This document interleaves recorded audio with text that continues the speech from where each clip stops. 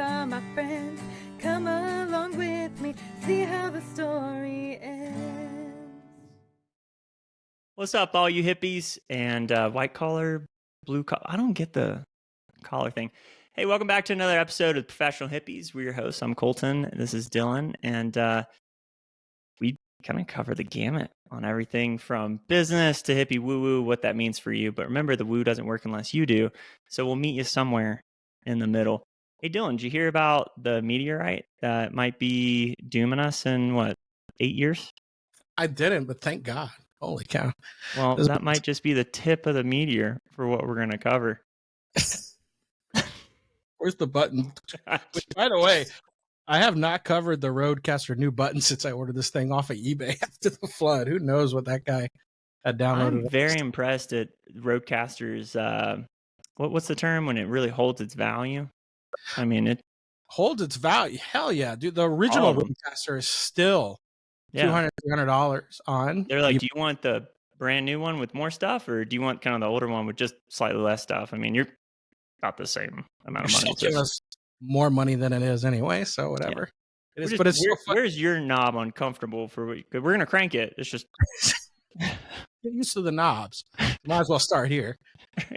It's so funny that like they made a product that everyone wants. They're like, yeah, did you know all those problems you're having with podcasting? Did you? And this isn't even an ad. This is just us figured out something, and we're like, it works. I honestly wish almost every product, not every. I'm not going to be unreasonable, but if I could get 50% of products to solve problems in my life the way that Rodecaster did, I mean, talk about having wet feet and getting dry socks. You're like, this is the best thing. When the meteor comes, protect Rodecaster, right? Because we're going to need to talk about it after the meteor. Once fallout hits, we need the product.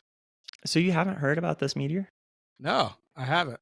So today it got upgraded to a 1 in 42 chance that it will hit us. Oh, perfect. But there's I did read into it just enough to be dangerous and know what I'm talking about, but have no idea what I'm talking about at the same time. So as it progresses, the probability will get higher. So instead of being 1 in 100 that it was a couple days ago, it goes to like 1 in 42. It could go to like 1 in say 20, right? Because we're shrinking the window, and the amount that Earth fills up that window gets larger. And then as we understand the probabilities and the trajectory, then it kind of just drops off to zero once we know the exact path. You know what's interesting too, as that gets closer, is in that board meeting for NASA, when they were making decisions what to do like 60 years ago, they're like, all right, here's what's on the minutes today. We got to make a decision because things are going to go. We got to make a decision where we're going to go with our money. We can go land on the moon, right? Sounded pretty good. We can create something probably to circle the Earth, satellites or something. Someone was talking about that. That sounds like a good idea. Or we can create kind of a way for us to avoid meteors, right? Because they're going to come. We got to avoid to like kind of knock them out. Mm-hmm. And then in that minutes, everyone's like, we never get any meteors though. Let's just do the moon, and maybe we'll start with satellites. All in favor? Aye. Now that meteor guy's like, dude, here it comes. If we would have started. To be fair, that meeting was probably fueled by ego, because there was Russians sitting around a table at one point. Germans and Russians, for sure. No, the Russians were definitely just getting hammered, going, think we can get to the moon? For sure. That is true. And then the U.S. didn't start going to the moon until the Russians were like, we're almost there. And the U.S. space race, baby. Yeah, we can't let that one happen. Some dude was like, dude, put a monkey in the rocket first. I love it, Igor. I think it was a dog was first, and then they did the monkey. Did they do a dog and we did a monkey? I think we did the monkey and they did a dog. Yeah. That's true. Yeah. In any event, it's amazing what a good pissing contest can drive humanity to achieve. The best part is just to get to the moon. We got to the moon and we're like, all right, cool, we did it. Well, we went there 4 more times, but it wasn't like we set up anything there. It was like, we just. Did we go? I really would like to know if we actually go America. Not only did we it once, we're like, we're going to do it 3 more times just to show we kind of did it.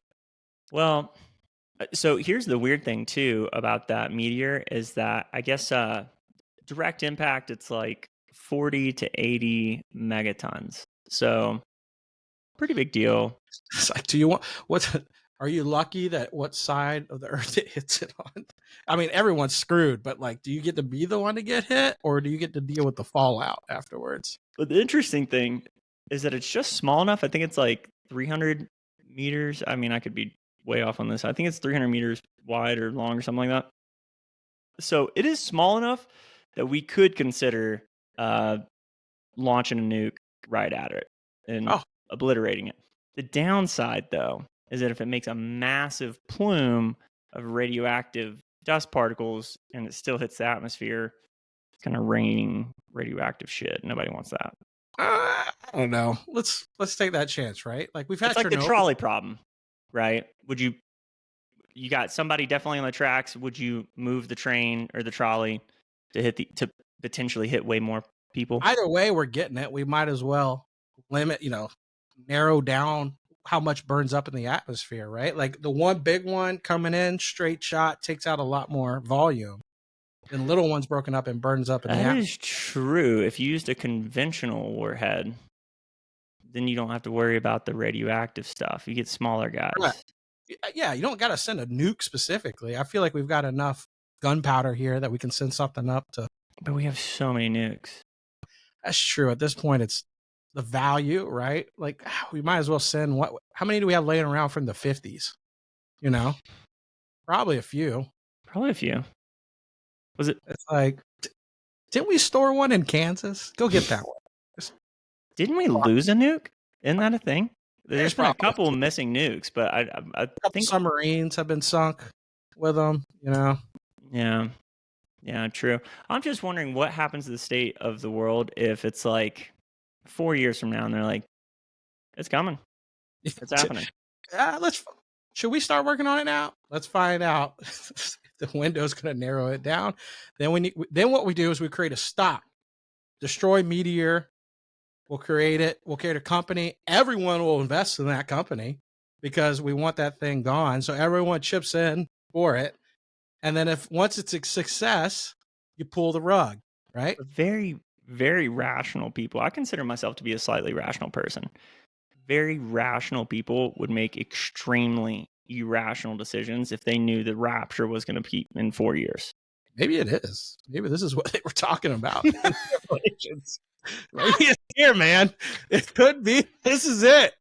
Fire and brimstone is coming. They've been talking about it for thousands of years. Here it is. Dude.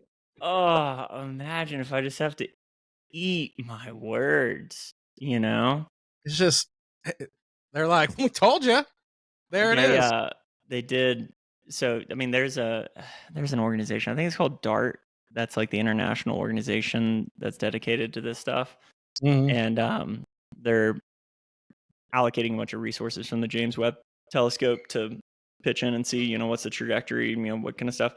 I'm just picturing them having the Hubble or James Webb zoom in on this bad boy, and you just see Jesus 2.0 with the rains, like Dune 2, just rocketing in. Bottle of holy water in one hand. Just a massive amp and guitar just slaying some Death Leopard on the way in or something. Some Fetty Wap. See the meteor just bouncing. It's on 22s. It ain't spinning either. It's on non-spinning 22s. It's just gliding through the air.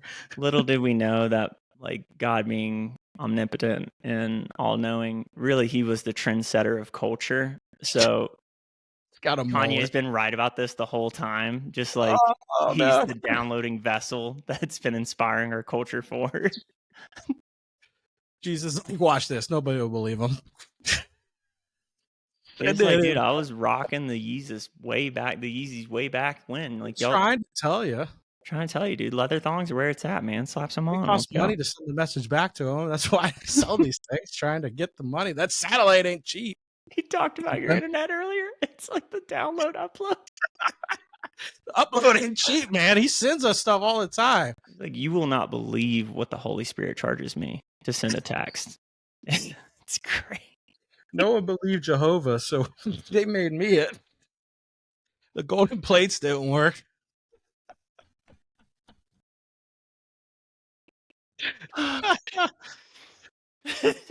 Tried, but we'll try. He seems big enough on Earth. We'll try Kanye. Everyone likes him. It's like, dude, I sent a telegram and I come and you guys are worshiping a giant golden cow. Like, I don't know.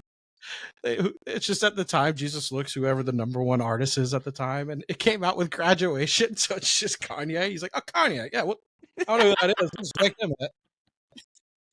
That's my downhill after. Even better, it's like, dude, I tuned in right at halftime. Did you guys catch that shit with Kendrick? Like, man, I've been out of loop for a few thousand years, and wow, dude, the Romans did not have beef like that.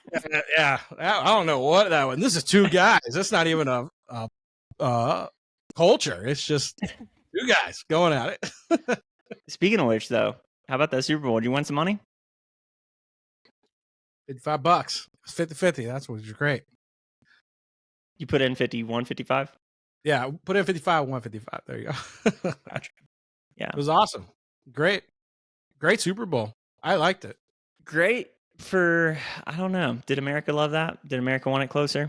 I think most of America liked the stomping that Kansas City got, because they've gotten so many good calls all year when it's been so close, and then they get their one call. So they took it out, and then that first initial call happened, and everyone's like, first two calls. The first two calls. Yeah, first two calls happen. Everyone's like, here we go. Everyone, dude. I was losing my mind. I was just like come on. That kind of game. It's a Super Bowl. And then they obviously saw the ratings. Somebody did and made a call to Goodell, and then Goodell called down the rest. Shout out to Buffalo Wild Wings, man. They still got pool. Right? True. It's a little bit of a throwback, but no, I was just like, you could tell. I mean, those first two calls were very ticky tack. No ref's gonna look at that and go, yeah, but at least they offset the calls. You got two bullshit call. You got a bullshit call. At least you offset with another ticky tack bullshit call. And then they stopped. Thank God.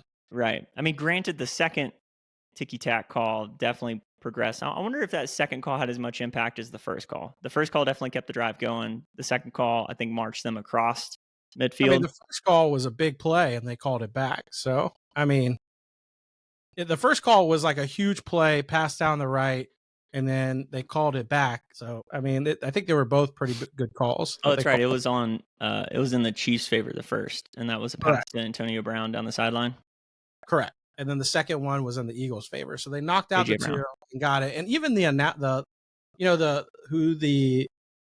CBS, whoever they hired, Tom Brady, the on-call ref person in their network. Even he was like, "Yeah, I wouldn't have called that. That was a bad call. Let him play." Mm-hmm. Yeah. No, I mean, it was entertaining. Like, I don't know. I didn't want to see it be close because I felt like I totally agreed with you. I was parroting what you said.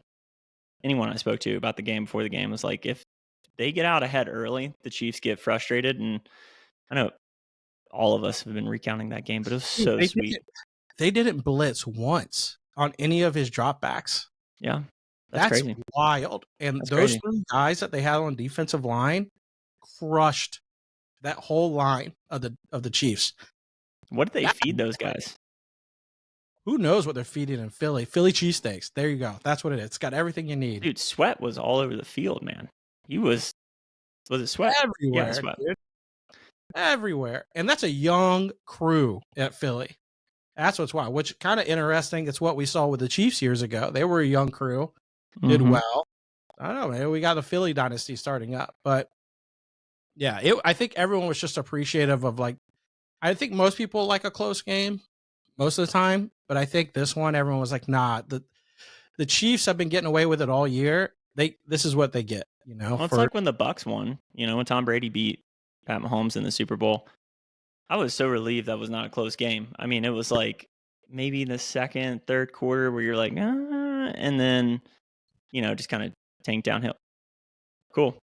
I'm totally cool with it. I just feel for the players, man. Can you imagine 15 minutes left in the Super Bowl and you're like, that's it, huh?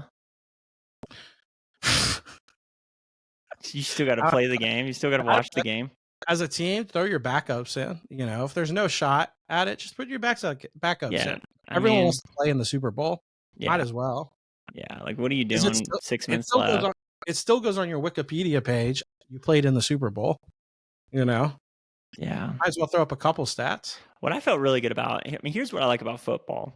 And, different people like for different reasons, whatever. Like, it, a game's not going to consume my day. I mean, you see me watch the Florida Gators play, like you would think I'm fanatical, right? Because it's fun to root, it's fun to cheer, whatever. But like, if they lose, I'm like, all right, whatever. But the storyline behind some of this stuff. So for Jalen Hurts to get benched at halftime during the national championship, have to transfer schools, get to the Super Bowl, lose, make it back and win. That's such an incredible storyline, man. I think that's what it's all about. And I mean, Yeah, and I don't know what player it was. I wish I could remember the player's name, but he played, I guess, for a national championship with LSU, lost in the Superdome, then ended up going on and winning a national title. No, sorry, in high school, played in the Superdome, lost at the Superdome, then went on to win a national title in the Superdome, and now went on to win the Super Bowl in the Superdome. that's crazy. Right? Like that's wild. Like you lose here, and he's like, ugh.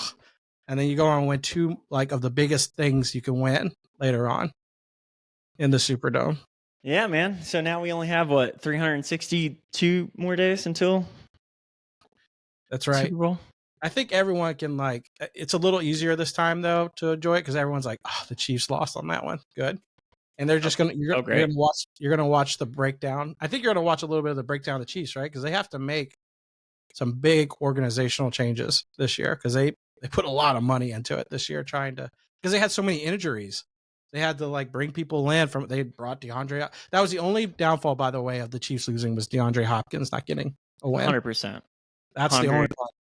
But also the dude's never had a playoff win, so first year to go to the Super Bowl, True. Shout out. I don't know if he's a shoe-in Hall of Famer. I don't follow the storyline that or not.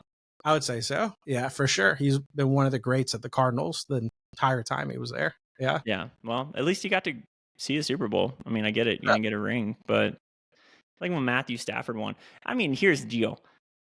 Everybody wanted the Lions to win. This is our consolation prize. The Eagles win. So be it. Well, everyone wanted the Lions to win, and then when it wasn't, the Lions are in the NFC. Okay, so everyone wanted it, the perfect scenario would have been a Lions Bills. That would have been primo, right?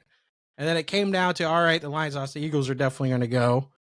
Just Eagles literally Bills. No defense. The Lions and Bills would have been just like put a JV high school defense on the field and let's just see. Like if the defense could, like, because they have both sides had so many injuries and trying to get that defense to work, which is funny because both of those defenses play so hard that they kept injuring themselves when they play. Oh, everyone's like look into the what is it, the training staff for the Lions, like obviously something's off. It's like sometimes that just happens. The same thing kind of happened to the 49ers. They had so many beat up people, and it's just like Dolphins too. They had that this year as well. They got a bunch of injuries on their defense. Yeah, what sucked is I took second place in my fantasy league, and I don't remember what we were doing, but I remember I checked, looked at the roster, and I was like, the fucking running back for the Patriots, I can't remember his name. He fumbled the week before, and I was like, hey, that's like 3 or 4 fumbles on the season, so he's probably not going to get as many touches, but dude's been productive. Check it like an hour before. Everything's cool. Fucking game time. Coach is like, yeah, he's not touching the field at all. I lost because of that. I never trust the Patriots running backs.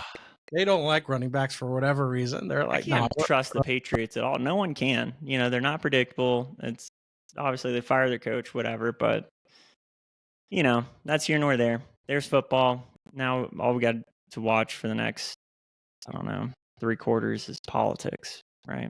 Are we going to be the world champions of world champions? I don't know. Where's our belt? I say so. It's Gulf of America, baby. Tell you what, Trump's pulling an interesting playbook, and I think all of us are like, we haven't seen that play in a while. Sometimes it's touchdowns. Sometimes it's been ISO. It's been the ISO play every time. It's been the ISO play. Maybe we have been just running it between the guards, and I mean, just running between the guards, and sometimes we fumble it a lot more lately than normal. So like to see like. I would say America has the strongest punting leg. You look at that national deficit. We can punt. And down the sideline is what we're doing right now. Just lob it, baby. See what happens. Lob it. That's what I like right now. We need one of those. It feels like we're handing the controller to like a 14-year-old that's like, no, you don't understand. We have 4 downs. Why would I not go for it every time? We need one of those games. So every now and then you need one of those games. You need it on a Thursday night and you need it on Monday night. Sundays are usually good because you got all of them. But you need those on Thursday and Monday night. And that's what we're getting currently. Yeah.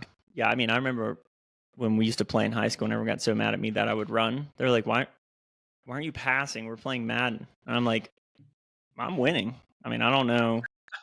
I'm mixing it up and it's working. I don't know if you know the coverages you're calling. Hopefully we get to that place where Trump is just throwing the ball every fucking down. Every country's like, I guess, yeah, he's going to go for it on 4th down. That's what he's working on. I think the plan's coming together, and it's just going to be like, boop, boop. Because I don't know how many days we're in office now, 17, 20 days, whatever. And it's like, all right, he's building his team. We're about right at that team built, and just chuck them. Dude, it's wild. And it's wild because the older we get, the more we care. I love how much they're finding in Doge right now. The Doge team is finding all this stuff out there.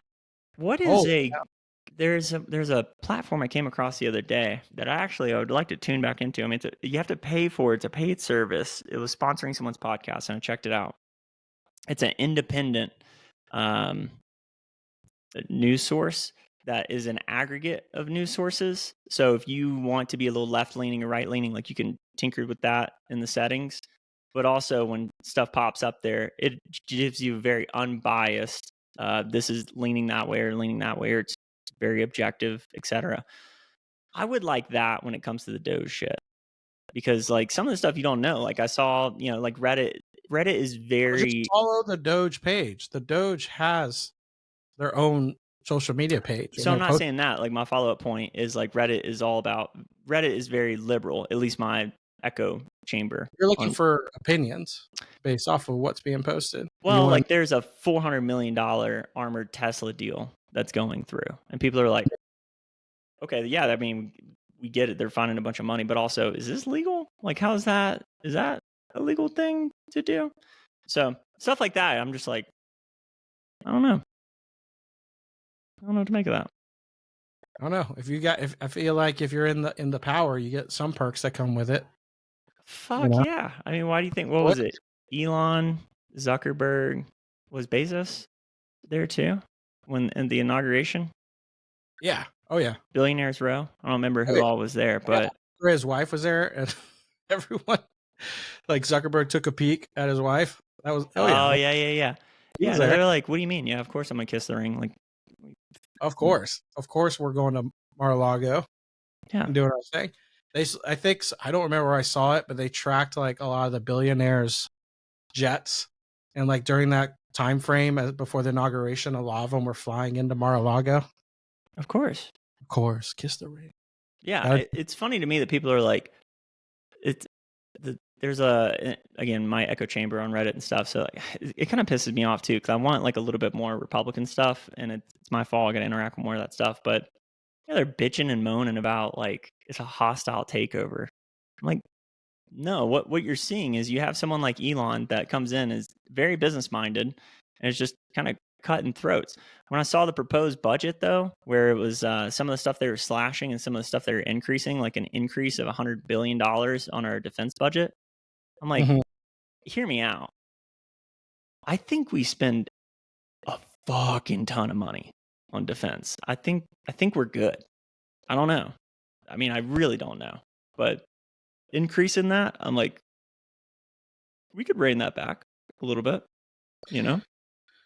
Yeah, depends on what it's going towards, right? If it's going towards a lot of like cyber protection stuff and it's taken a lot of money to deal with that. Like, understandable. Got to protect our infrastructure in that space. Mm-hmm. By the way, I think defense contracts also. I wonder if interstates is part of the defense contract, because that's technically built for military support if they need it. Or is that part of infrastructure? I don't think it is. I don't think that is. Well, it should be, because some of our interstates suck ass. But Mm-hmm. dude, in Tampa, they're finally going to work on the I-4 malfunction junction to 275. I think I it's saw so the bad. plans for it. I saw the plans for it. Which the only downfall that I see, if anyone's been in Tampa and know, you know how you're going down 275, and as you are either coming from downtown or coming from the north, it does like a big S. Mm-hmm. It like goes down a big S, and it's fun in the middle of the night because you can be going 89, 90 miles per hour and take up the whole lane, and you just feel like you're racing a car. It's cool, right? And now it's just going to become one big old turn going to it. So they're going to take that out, which that's the only downfall. But Or the one where you're coming from, it's that bend if you're not continuing on I-4 and you're going northbound on 275, where you're coming and you got to take that left. yeah, that's a good hairpin. Dude, that one feels like Mario Kart, where you're like, hey. You look around, like, anyone around me? Like, all right, go out wide, take that bad boy in. You can feel it too. Like, come on, car, do not. This is why I bought the good tires. I was just trying to say, I knew you say right here. This is why I did that. Every now and then you get a moment and you're like, all right, let's see what we So I don't follow, but it comes up on my TikTok here and there. Tampa Chamber of Commerce has like a really interesting podcast that they do. And they do an amazing job of clipping it out. And they were talking about the expansion of I-4 and that 275 junction. And so like they build it with a certain scope, like, that from stuff your dad did, right? But like they build it with a certain scope of traffic, and they're anticipating like, hey, during peak days, this is kind of where we want this to be, and average is where we want this to be. And so they anticipated the peak, however many people it was going to be, is like 5 years from now on holidays. That peak is already exceeded daily with just everyday traffic. What they wanted it to be to begin construction like 5 to 7 years from now. So like, which is good and bad, right? Like, we got more people, great, more money coming in. Yeah, more people, more sales tax, all that stuff. More people, more sales tax. Just like, hey, just the infrastructure needs to go in. But if more people and more sales taxes come in, that means there's more money that can go towards the infrastructure. Great, we can work on that. Tell you what, the roads here in Colorado leave everything to be desired. One, it's not like, so Austin, you're doing 80, 90 miles an hour, get wherever you're going anyway. Doesn't matter. Straight shot. Totally cool. Tampa, you're just zooming around people that are, in their 80s, shouldn't be on the road. Everyone else is kind of moving and grooving. Here, none of the roads go straight for more than 5 seconds, and they all have potholes, and you got to worry about, like, we're in winter right now, so you got to worry about, like, is that ice? Is it slush? Is it, and then it's just astounding to me. It must be all the people that have moved from every corner of America to be in Denver. There is not a consistent driving style. It's not aggressive. It's not defensive. It's just, what the fuck is going on here? I feel like every place I've been has like a flow. Like, well, you kind of pick up on Well, you have such a mixture of people that have moved to Denver, right? Because Denver was the hot spot, just like Austin became. I don't know. Maybe you notice in Austin too that like you have so many different parts of the country of people moving to that location. They have all their own driving style, right? I mean, it's like Florida. You got the snowbirds that come down here, and that's why we have all the traffic, right? Everyone's like, get out of here, because we all drive fast here, because it's flat. It's flat here. You can just drive as fast as you want. But the roads are, for the most part, pretty open, right? Like, you can just go around. And here, it's not like that. What do you mean you can just go around? Like, do you have less roads available to drive on, or like? Yeah, I mean, it's the traffic. I don't know. Just traffic hits different. What I did notice when I was in Denver not long ago is it did seem tighter. Like, the roads seemed tighter there. I felt like a lot. I was only in the Denver area and they were open. And then once I got out of Denver going to Colorado Springs, they were like, all right, down to 2 lanes, from here. It wasn't more open than that, but you're right. Like that would seem normal in other cities, but Denver, that population is so big, it should be wide open for a good range. This shit definitely blew up when they were like, we were not prepared for this. Yeah, Because you look at like some of the house values and prices and stuff. Denver is very expensive cost of living. That makes sense. You got the snowboarding in the mountains, all that cool shit. But anyway, yeah, I don't know. I mean, it's just one of those things where state income fucking tax got to deal with that bullshit. Thank you. Oh, do you like your shitty roads? Thank you. Yeah, I looked at like what we would have had to pay in taxes this year to the state, and I'm like, it just made me angry. I didn't even pay it. I don't even have to pay yet. I'm just like, for what? For what? When you go to register your vehicle, I thought Florida had expensive tax because everything, no state income tax, everything else is kind of expensive. Mm-hmm. They base your fucking tag off of the retail value of your car to register your vehicle. It's not the same for everybody. It's like variable. What's the value of your car? Mm-hmm. It's variable. Right? Yeah. I was like, wait, but you guys also charge state income tax, and you have like the highest cost of living in the nation. I mean, good if you're lower income, that's good because you're probably having a lower value car, so it's hard to pay like a higher cost. But like that shouldn't really matter, right? So how do they determine? Like when you showed up with your truck, then how do they determine? I haven't done it yet. My friends just prepped me for it. They were like, "Yeah, get ready for the registration." You have to go get your car appraised or something before you can do that. I don't know, man. Speaking of weird appraisals, dude. So amongst my dad's stuff, we ended up finding a Rolex, right? Mm-hmm. I told you about the Rolex, and no one in the family knows where it came from. We really don't know. It fits my wrist. It doesn't fit his. So it was obviously like someone gave it to him, but he didn't tell anyone about it. Mm. So I looked at going to get it appraised, and I went to authorized dealers in the Tampa area to get it, and they were like, "Oh, we don't do authentication." I was like, "What?" And they were like, "Yeah, they literally said no one that is an authorized dealer probably does authentication of this." And I was like, wouldn't Rolex want to know where their real ones are at and where the fake ones are at? Like, wouldn't that be something if I'm trying to sell this, they would assume they wanted to be a real one. Like, I don't know. And then they go, well, we can appraise it. It'll be $100 and something to appraise it. Mm-hmm. Even that, I was like, all right, I kind of get that, but still, why pay that much money to do it? But I guess if you're appraising it, maybe that'll be part of the authentication process. But I don't know. It was weird. I was like, wouldn't Rolex want to know that? Yeah, I don't know. I had to get mine appraised for insurance. And yeah, I don't know how that works. That is weird. I'll work on getting it appraised at some point, but I was like, I have to pay $100 to do that. Are you going to keep it, or what do you think? What do you think you're going to do with it? We're going to use it to sell it and pay for the headstones and stuff like that, right? Like, might as well. We don't know where in the family it came from, so it's like it's not like so if there's not like a story attached to it, there's no like story to it, and like I feel like if I want to get if he didn't tell anyone about it, I assume he had no attachment to it. Yeah.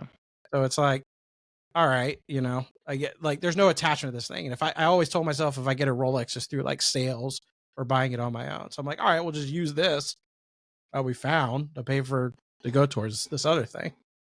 So I guess I'll do the appraisal process and see what happens from there. But yeah, because you have to maintain those things like every 7 years. You got to send them back, and it's like $700 or $800, get them cleaned up and tuned up and all that stuff. So there's seals, depending on what kind of Rolex it is, but submarine. I mean, I looked it up. It's like not kind of one of the common ones. Yeah, submarine. It's like a common one. It's not an uncommon one. It looks war too. Like whoever had it was wearing it for sure.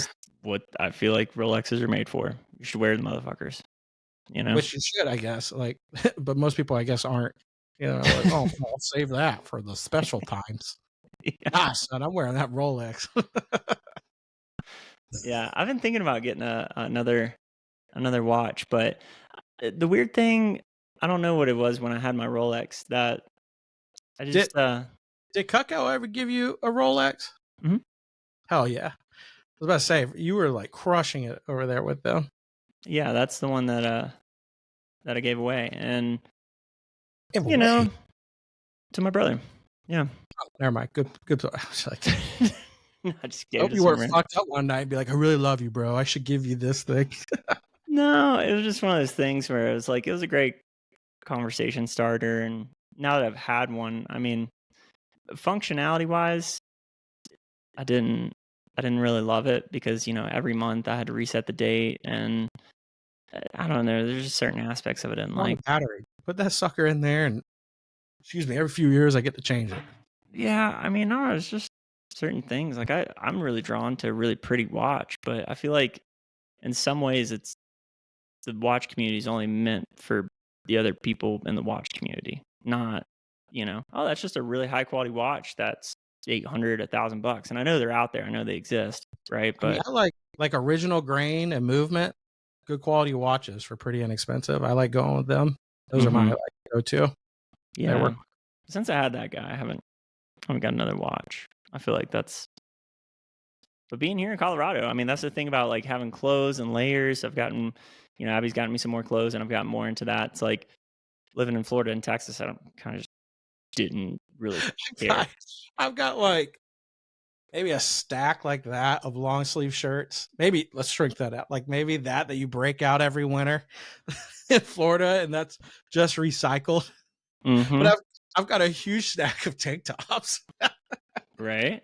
that you Oh, wear. and by the way, I'm bringing your coats back to you. I'm packing them with me for the trip. Oh, the coats! I forgot about the fur, the fleur coats.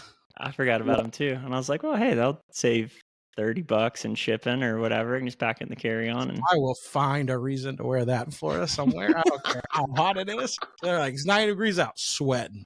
I'm wearing my Burning Man jacket to a concert on Saturday. We're going to see John Summit at Vail, and initially we thought we were going to have to snowboard like to the site, and then I was like, that would be cool. I mean, you can do it. There's a trail that connects to it, but I was like, I just don't. I feel like that would be pretty explicitly said if that's what you're doing, right? Like, in nowhere on the ticket, but yeah, you can just go right up to it. So we all made the collective decision to save $1,200 on lift tickets and just drive. Just drive up there. That'll be all right. Yeah. So we were like doing training. Like everyone's like, we got to be good enough to be really messed up and be able to get down off the mountain after the concert. We gotta be like John Summit. We gotta be fucked up and be able to do our job here. But so we were watching someone from John Summit's label last night. We've been watching a ton of shows on YouTube or like sets, right? And I don't know where I was going with that, but one, I feel like we need a good sound bar, but two, I don't know. It's just wicked how many great sets there are. I got to send you some of these sets we've just been discovering where it's like this lady that apparently Mission Ballroom here in Denver is like one of the premier bass spots in America. Didn't know that. That's cool. A couple artists have made comments. Do you remember Ravenscoon? Yeah, he's coming here to St. Pete soon. So he made a post today about how he's coming to Mission, and this is like up to this point, this is like one of his biggest or the biggest headlining show he's done. But he's treating this like his Red Rocks. He's performed at Red Rocks, and he's like, this is the premier bass, whatever. Like a couple different artists I've seen mention that, and I was like, oh, I didn't have Mission on my radar like that. That's cool.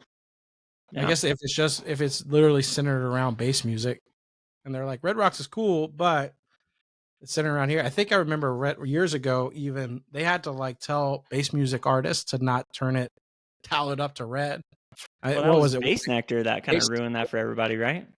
Well, yeah, because because he was the one cranking out the heaviest bass at the time, and ended up cracking the rocks behind him. But think about that. That's not the only thing he was cranking. Turns out. But with that level, though, you have a limit then as a bass artist, of how much you can crank out. Whereas, most bass artists are trying to get to a level higher and higher.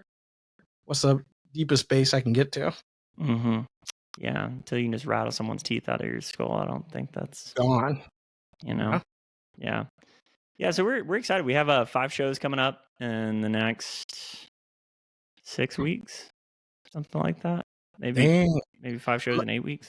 Depending on for the birthday coming up, I don't know if I'm going to do anything, but Of the Trees and Tin Liquor are both playing that Saturday here, and I'm like, and it's actually the equivalent enough because Of the Trees is starting at 6 in Clearwater. Mhm. That's probably going to go to like 10 o'clock because it's playing at a new amphitheater that opened up there. Mhm. And so that'll probably go to like 10 o'clock, 11 o'clock. And Mhm. Tin Liquor starts in Ybor at 10 o'clock. Tin Liquor is not going to come on until 12 a.m., 1. You know, it's an opportunity to catch both. There's an opportunity there. And that's also a good arc, right? You're doing the heavier stuff at the beginning, and then you kind of like the houseier stuff towards the end of the Best night. part is I have a friend's bachelor party the night before, and then we're doing Top Golf the next day to coast it out at noon. So it's like, it's a hard. That's tough. That's a hard weekend. I've seen Of the Trees. They're great. I've seen Tin Liquor. They're Mhm. great. It's just Mhm. like, you want to coast there, or do you want to just Sometimes you like to keep things game time decisions that you can't really game time decision. You're like, man, it'd be super cool if I could just go, yeah, you know what? I'm feeling that. We got a great buzz coming off the golf. Let's go attack that. Tin Liquor I can buy tickets to. That's an easy one. Yeah. Of the Trees, maybe a little harder, to get tickets to that one. But I don't know. That might be a game time decision. I'm like, Depends how frisky you're feeling. That's what it is. How am I going to be feeling after the Top Golf? Like when we were game planning, Mike and Sammy were here the other day, and we're like, well, okay, yeah, we have John's Summit, but then after that we have Crank That. Like, what do we want? Where do we want to go for Crank That? And then, well, don't forget about Wooly. And it's like, well, also Enzo. We're seeing Enzo at Red Rocks, and so I'm just like, dude, who said yes to all this? Trust me, Tyler and I are going to go to Ultra, and I've never been he's never been like seen. Well, I guess he's been to EDC, but I guess he doesn't know the artist. So I guess I'm going to choose the artist for him because I'm like, they're all top of the line. He goes, yeah, we're Ultra. He was like, why are the tickets so much more expensive for like Ultra than this? And I go, hey man, see that lineup right there? Everybody's the headliner. You have a headliner at 1 o'clock in the afternoon, and you have a headliner at 11 o'clock at night. Like they're all. It's so funny you said that. If you saw me on the other screen, what I was literally doing is EDC Vegas is releasing their lineup right now. Like they're doing some kind of release whatever promo. I'm like, just put it on the fucking website. That's awesome. You and Tyler are going to that. To what? EDC Vegas. Oh, that we are going. Yeah, I was on the phone with your brother like an hour and a half the other night figuring out what trailer we want to do. At least you got to talk to him. He won't call my ass back trying to play an Ultra. I'm like, hey man, I just want to let you know. Like, when is Ultra? End of March, but it's not like. But the problem is, it's not because we already got our tickets, and he doesn't understand. We have to plan for the after parties. We have to. There's all the warehouse stuff that happens and clubs or whatever. You already have your Airbnb or wherever you're staying? Yeah, we're staying in a hotel on the water. Yeah, we're great. But I'm like, hey man, we got to buy these tickets while they're cheap before they start rocking it up and filling up. Yeah, you're like mid Rocket territory right now, for sure. Yeah. They have to confirm some artists, I guess, but Space. Are you going to Space? I don't know. I've had a bad experience every time I go to Space, so I think we might try it out once. But it'd be so packed there too. I'm like, so logistically, packed. Everyone goes there. I'm like, I've been to enough open air parties or warehouse parties in Miami during my music week that they were way better options. Yeah, way better. I feel like Space is great if you're there on a random weekend. Spaces are great. Like, let's spur the moment. Yeah, Ultra weekend. You want like warehouse shit. You want venues that are set up to handle that amount of people. $50 and then sweat in this warehouse while you see one of the top artists in the world. Give me that. And you have room to dance. Give me that. That is what you want. Potentially water. If I got water around here, water. It's funny. There's can I get water? No, water is $20. Last time I tried to get water in Miami, literally, I think it was the last time I was there. We were at a bar, and I was like, "Hey, can I get a cup of water?" She was like, "We don't have any cups of water." I was like, "Aren't you selling alcohol like legally required?" She goes, "Hey, man, you're in Miami. we can do this roundabout, or do you want to fucking drink? And I was like, yeah, I don't know. What am I talking about? Yeah, take a $50 water and a $30 vodka and Red Bull, please. Thank you. I would have. Hey, can I just get a cup and then take the cup and pour it? Thank you. Yeah. Or I'm a my cup own. guy. What can I say? It's like, just don't deny me cups. I just want a cup. I mean, to counter that though, she's like, "You are in Miami. You don't want to get drugged, so bottled water for you." And that's what you get. No, she just called me out on being stupid. She's like, yeah, I mean, we can do this roundabout. No, we're not. Here's the water, and the bay is over there. You can go scoop that out if you need it. It was the most polite, like, shut the fuck up. I was like, what am I talking about? You brought money, spend it. Yeah, you're in Miami. Come on. What are you doing? Yeah, that'll be really fun though. So yeah, we had to figure out our logistics. I guess I'm gonna drive. I'm pulling some man's trailer with my truck. There you go. Wild that someone had 2 years older than Minnie, listed on Outdoorsy for $200 a night. Right? That's cool. Yeah, I was like, I don't know what the fuck they're thinking. I know that shit's gonna break down. Like any trip.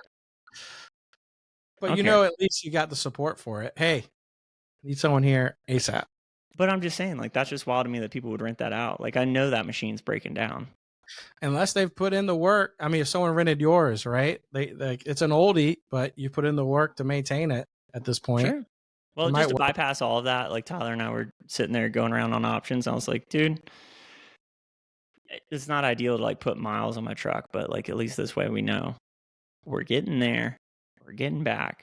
We don't have to deal with the generator. You're pulling like a living trailer, just not like a regular trailer. All right, so you're pulling pull behind. Nice, nice. Yeah. So I just figured that was the best option. We got the electric package there. Sorry, and I might be calling Mike out here. Doesn't he have a pull behind, or did he sell it? Yeah. Well, we talked about it, but his thing is just too big and heavy. He has like an F350 or something like that, or 3500. And the more he talked about it, the more I was like, I don't want the liability. Why he didn't let you take the truck? Like, take the truck. Go make it. All of it. The more we kept talking, I was like, no, I'm good. I'll deal with it. It's just you're a better person I am. I would have been like, I'll take it all, Mike. You got your house, throw it in there too. Well, I also did volunteer myself to help him with the slides. Like there's a couple things from the winds of where he was working, and it was whipping against the RV that it took it off the slide. Someone had said, I was like, hey man, I need a project, I'll help out. But the deeper you get, like imagine if I was like, yeah, I mean, just a random friend. I was like, you can borrow the RV, and then we start talking more about all the terror that Minnie has caused us. They'd be like, I want to pay the $1,000. Don't worry about it. Don't worry about it. Don't worry about it. Right. It's a long way. I'll put all of the manuals in a giant gallon Ziploc baggie for you, so you don't even have to like hunt all over the RV for them. I remember we lived in that manual. Oh my God, that was our home. I mean, we have no service. You're like, the information I need is either in this manual or in some random man's head out here. So I'm going to check this manual for a few hours. And if I can't find that, I'm going to just start asking people. So we'll have it. Do you know anything about generators? Generators? No? No, I don't need a spare generator. I need to fix mine. You know anything about generators? Shut up. Obviously you don't. All right. Oh my gosh. And the worst part is they're trying to talk us into going again this year. They'll get you. They'll get you every time. Because now everyone wants to go back. Tyler wants to go back. Everyone wants to go back to get you. Well, other Tyler wants to go or is going this year. Is going? Well, is he actually going? Because we didn't. He's actually going. Oh. Yeah, we had dinner the other night, and I was like, every time he's like, I'm going to do something when I'm involved. Every time he's going to do something, I don't see Tyler. So. Yeah. So that's why I like the in between, right? I got like backpacking, Burning Man, backpacking. It's a little in between. But did you see the lineup for Bonnaroo this year? Yeah, trust me. It was like you said, I took that, went back because that lineup looked awesome Dude, for Bonnaroo. we were like, You should we go to just that. sell the tickets from EDC and go to Bonnaroo, you know? Go to both. That's what Abby was saying, but I was like, listen, I'm not normally the guy to be like, let's pump some brakes here, but Or, I'm not going, but I'll talk you into going. You should go. Abby's want to go. Tyler needs why to don't you go. talk yourself into going? When's the last needs time to you experience- went? We were a little impulsive, you know? My impulsiveness was when the hurricane destroyed my house. How to fix that? That's my impulsiveness at the moment. I mean, you don't want to wake up like bacon in Bonnaroo Farm at 9 o'clock, just wondering. I would love to wake up at 11 a.m. on the farm, eat some bacon, and be cooking in my tent. Like every day when I wake up, I go, I would love to be cooking in my tent right now and hear bass music somewhere. I think that was honestly just one of my favorite memories is making breakfast for people and just going around the tents being like, hey, you up? Yeah. Like, I get it, buddy. I need you to shove this down your throat, though. Just wake up. Eat some food. I cook some meat for you, so take my meat. Mm-hmm. Get it down, all right? I do a little survey. It's like, who slept? Okay, I'm going to need you to clean up. Okay, I'm going to go lay in this hammock and try and do that thing we call sleep. And we'll get ready to get out of here. Oh, man, old age is creeping up fast, isn't it? Oh, yeah. I mean, that was like with Tyler, right? When he was like, are we going to go to Ultra? And when we made the decision to go to Ultra, I was like, I'm just telling you, I'm not doing the GA. Not doing it, buddy. We're doing VIP or nothing. Like, I'm not dealing with that crowd. How much were the tickets for Ultra for VIP? Like $1,500? Let me tell you. Hold on. I just feel like Ultra attracts that, Well, it's also spring break for a lot of colleges, right? So they're going to make their money in GA. Oh, yeah. No matter what. Mm-hmm. Let's see. I feel like, Ultra's gonna be a good time. You're gonna have a blast. We're gonna have a blast. You're gonna love it. Yeah, there with my brother too. We're not gonna have a group, so it's just us two. That makes that tremendously easier. The two of you going versus us 4 or 5 people. Yeah, it's just us two, so we'll be able to go wherever we want, bounce around. You can squeeze in and out of spots pretty easy.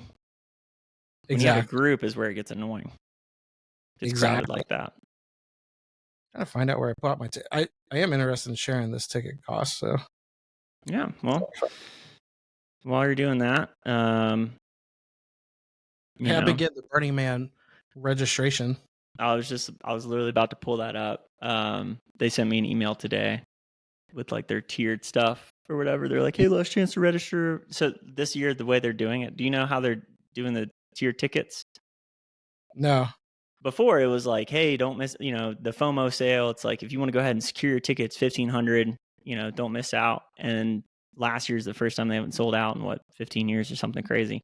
So this year, what they're doing is essentially tiering it. So it's like, hey, once all the $500, once all the $600, once all the $700 go, they tier it up.